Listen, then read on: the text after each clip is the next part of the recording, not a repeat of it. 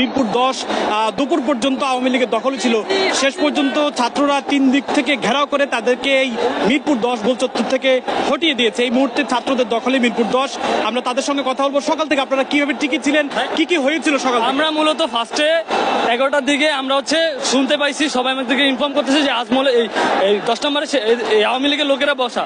তাও আমরা এখন আমরা এখানে আসতে পারবো না, তাই আমরা জড়ো হওয়ার জন্য আজমলের গলির পিছের গলিতে বসেছিলাম। তারপরে আস্তে আস্তে আমাদের ভাইরা যারা জীবন দিতে এই রাজপথে এসেছে, কারণ এই দেশটা আমাদের, আমরা এই দেশে বাস করি। এরা তো 2 দিন পরে চলে যাবে, কিন্তু আমরা তো থাকবো। তাই আমাদেরকে এইভাবে গুলি করো। আমরা এখানে দাঁড়াইছি, তাদের ফর্মা ছিল, যারা ইনফরমেশন তাদেরকে দিয়েছে যে আমরা ওইখানে জড়ো হচ্ছি। ভাই তারা কি করছে, ওইখানে গিয়ে গুলি করতেছে রাইফেল দিয়ে। ভাই তারপরে আমরা কোন রকম জীবন বাঁচাইতে আমরা অস্বীকার মরে গিয়ে জড়ো হয়েছি। ওইখানে আমরা বেশি